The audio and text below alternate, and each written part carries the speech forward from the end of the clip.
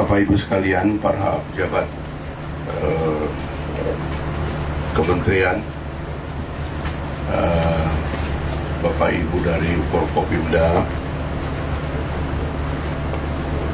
teman-teman dari Syah Bandar dan Kusgat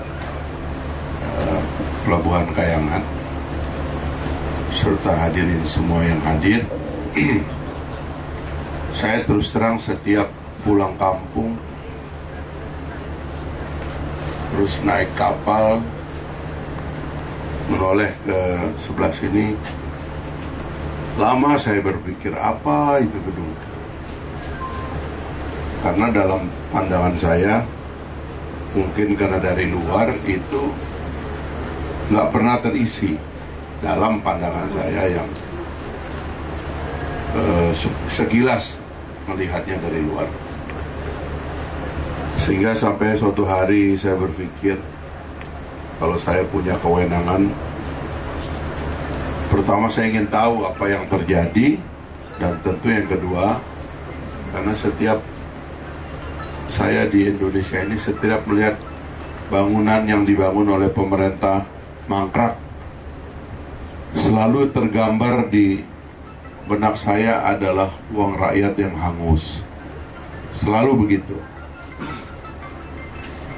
Nah, karena itulah pertama-tama saya berterima kasih hari ini atas permintaan saya kita bisa hadir di sini, paling tidak bagi pemahaman kita bersama-sama, ya.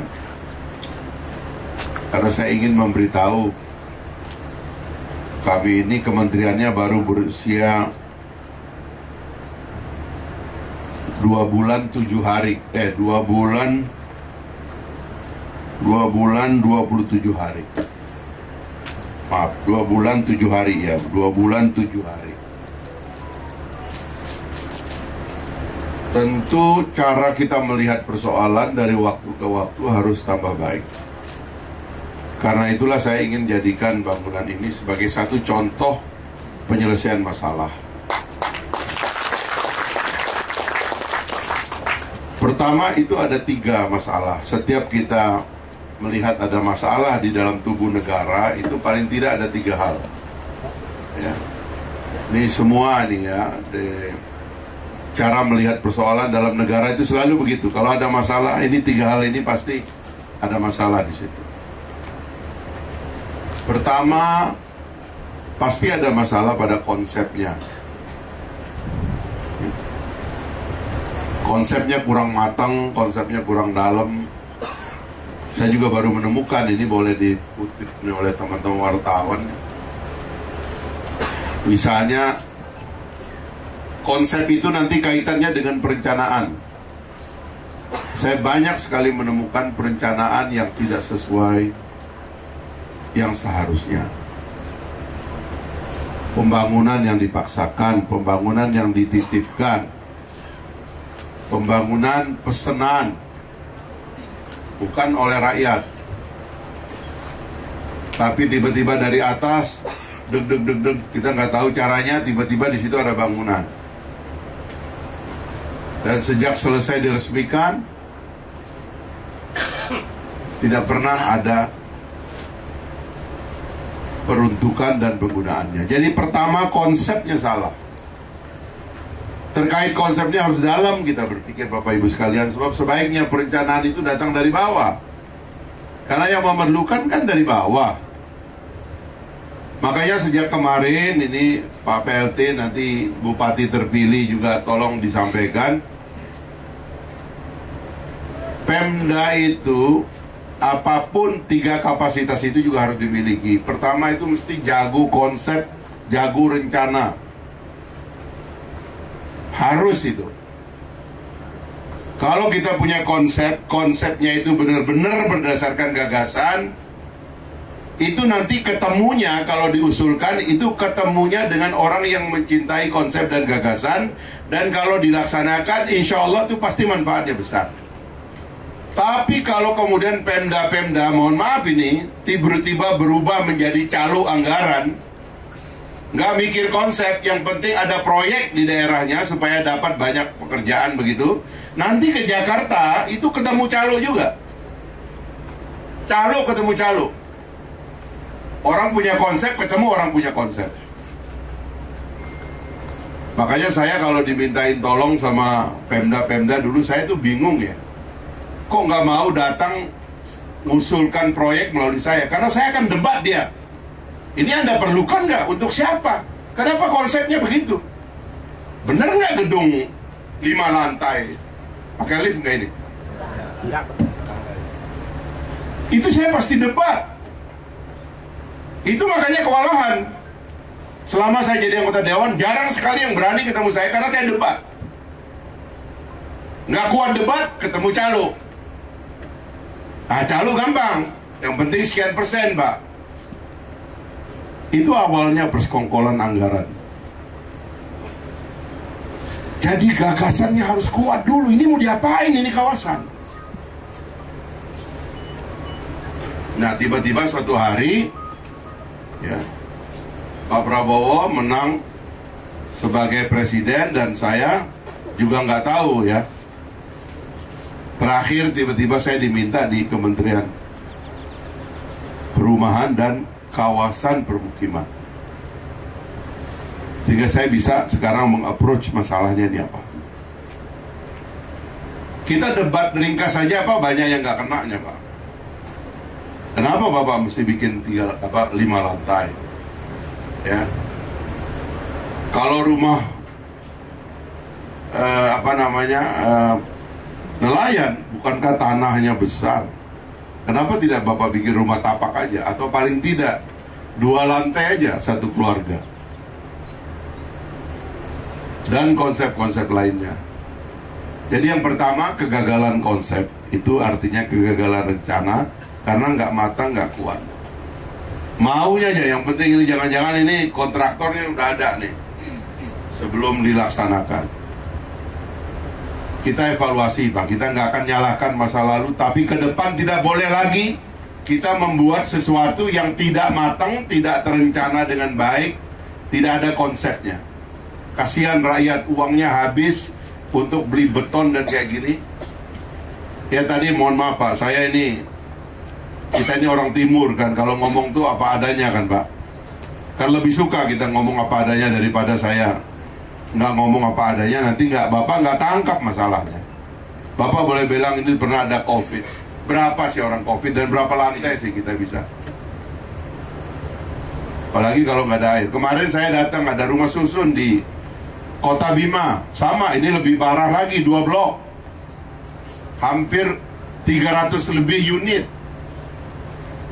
Tiba-tiba dibangun di situ di pinggir pantai juga, ya. Ada alasan di situ ada banyak tempat kumuhnya. Tapi 7 kali dibor nggak ketemu air, sehingga 2 tower rumah susun itu mangkrak.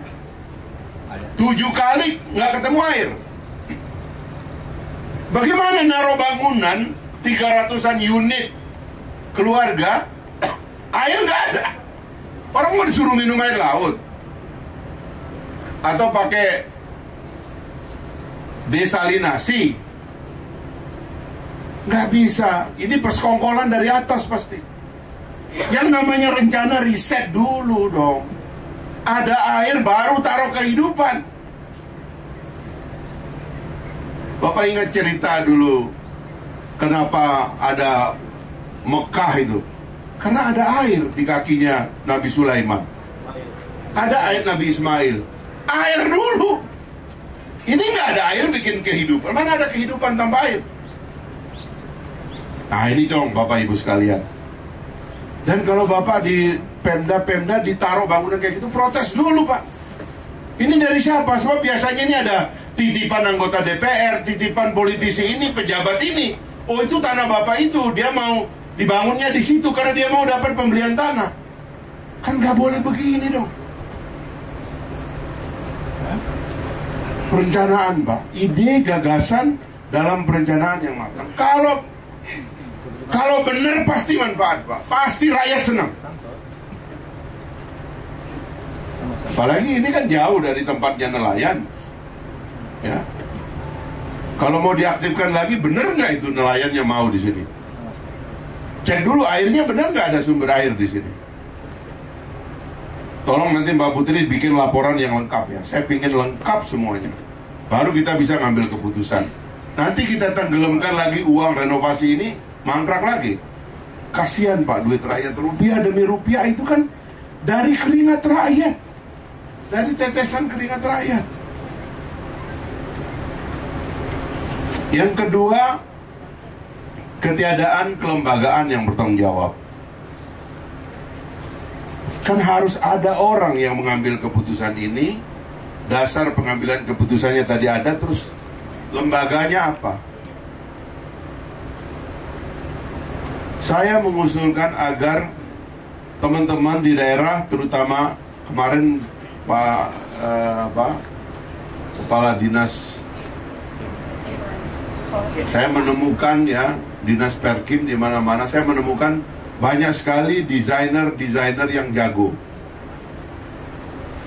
yang betul-betul bisa menangkap kepentingan rakyat dalam pengadaan rumah. Lalu mereka visualisasikan, lalu mereka usulkan. Ini bagus sekali. Nanti kami juga akan lombakan ini, ya, kabupaten dan kota yang jago dalam perencanaan, lalu kemudian diajukan. Sebab begitu caranya. Kalau rencananya itu benar karena gagasan yang baik, insya Allah saya sering bilang kemana-mana, uang itu banyak, uang itu ada. Untuk rakyat uang selalu ada. Pak Prabowo begitu jadi presiden, dia naikkan upah buruh. Dia nggak peduli dia pernah janjikan atau tidak janjikan, dia naikkan upah buruh. Belum sebulan dia naikkan gaji guru. Sekarang kita dari kementerian ini sudah mengesahkan unit baru untuk MBR. Dari 200.000 unit sekarang 220.000 unit. Dan kemungkinan bisa naik lagi. Sedang kami evaluasi apakah yang 220 akan terserap atau tidak. Kalau terserap akan kita tambah sampai akhir tahun. Uang ada, yang penting manfaat bagi rakyat. Kita merem kalau udah kepentingan rakyat itu. Cuman jangan salah kayak gini. Yang kedua tadi kelembagaan tadi, tolong yang bertanggung jawab. Nah yang ketiga baru kemudian orang-orang yang terlibat dalam perencanaan seperti ini. Mari kita junjung tinggi integritas kita. Jangan mau terlibat dalam pembuatan rencana yang tidak diperlukan rakyat. Bapak Ibu sekalian, kita punya nurani untuk mengatakan itu bermanfaat atau tidak bermanfaat untuk rakyat. Nah yang terakhir tentunya Bapak Ibu sekalian, nanti kita lihat, saya juga ingin dapat visualnya.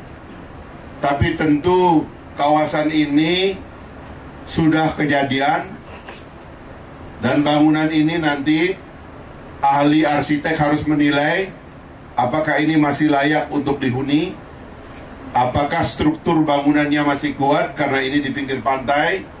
Jangan-jangan besinya sudah keropos, bisa rubuh kalau ada gempa dan sebagainya. Tolong dicek. Dan setelah itu saya minta, ini mungkin melibatkan provinsi atau apa, penataan. Jangan cuman menata gedung ini, tapi seluruh kawasan Kayangan ini kita tata sekalian. Kita jadikan Kayangan ini satu pelabuhan yang modern, Pak Ilyas, ya? Karena ini yang menampung transportasi bagian timur Indonesia. Ini tol laut kita. Sumbawa itu Pulau Sumbawa jadi Pulau Food Estate, ya. Karena itu perlu pelabuhan yang baik dan kawasannya perlu ditata keseluruhan. Jangan cuma satu. Kalau cuma satu doang, ini dugaan saya tidak bisa, tidak nyanda, Pak. Taruh nelayan MBR di sini, sementara jalannya khusus dibikin. Yang punya kendaraan berapa? Kalau ke laut mungkin gampang, ada sampan. Tapi pergi ke pasar, pergi ke puskesmas, pergi ke kepentingan lihat keluarga dan sebagainya, nggak ada transportasinya, nggak mungkin. Makanya kawasannya sekaligus harus kita tata. Uang ada, tapi gagasannya harus mahal, idenya harus cemerlang, harus jujur. Nah, tolong kita kumpul ya, yang ikhlas-ikhlas. Mari kita rancang sesuatu yang terbaik buat daerah kita. Saya melihat perubahan Kayangan lama sekali untuk jadi tempat modern. Sampai saya mohon maaf, kalau mau buang air kecil nggak pernah berani itu di Kayangan saya. Padahal Kayangan itu kan dalam kisah, ya kan? Itu tempat yang indah, tempat yang bagus. Tapi ini ternyata tempat yang kumuh dan kotor, dan kita susah. Ya, boleh nggak berani nyebrang ke situ. Katanya nyari toilet duduk nggak ketemu. Bagaimana daerah kita mau dikunjungi orang, tempatnya kotor? Kita ini penduduk Muslim, kebersihan sebagian daripada iman, tapi kotor di mana-mana. Sampah nggak ada yang urus. Kita mau makan bagaimana? Enak, lalatnya di mana-mana. Tidak sadar bahwa lalat itu datang untuk menegur kita bahwa kita itu kotor. Bapak pergi ke kota-kota besar yang modern, nggak ada lalat, Pak. Seperti makhluk itu sudah dibunuh. Kenapa nggak ada pesan lagi yang mesti dibawa? Kotanya sudah bersih. Kalau di sini banyak lalat, itu pesan datang bahwa kita kotor. Mari kita perbaiki ini semua Bapak Ibu sekalian, mulai dari perencanaan sampai nanti pelaksanaannya. Jadi hikmahnya adalah saya minta, ini mumpung meskipun bupati dan gubernur barunya belum dilantik, tapi ini teman-teman kita semua orang baik yang ikhlas, ya, terutama Mi Iqbal, itu orang baik. Nanti saya juga akan telepon beliau. Mari kita desain Kayangan ini, karena kapalnya juga banyak nih. Mungkin 2 pelabuhan udah nggak cukup, perlu bikin beberapa kali. Sekalian nanti saya bicara sama Menteri Perhubungan, sama menteri-menteri infrastruktur lainnya, kebetulan di bawah Kemenku yang sama. Kita desain Kayangan ini untuk seterusnya menjadi kawasan yang modern, hingga orang mau nyebrang melalui Kayangan tidak saja karena mau nyebrangnya, tapi karena mau melihat Kayangan yang terkenal, indah dan hebat itu, ya. Supaya begitu orang menyentuh pulau ini dari timur, mereka lihat, waduh, ini pulau yang bagus sekali, pulau yang bersih sekali. Inilah Bapak Ibu sekalian, saya mohon perhatiannya, ya. Mari kita berubah, mari kita berbenah, ya. Mari kita dahulukan itikat baik untuk perbaikan bangsa dan negara kita ke depan. Wabillahi taufiq wal hidayah. Wassalamualaikum warahmatullahi wabarakatuh.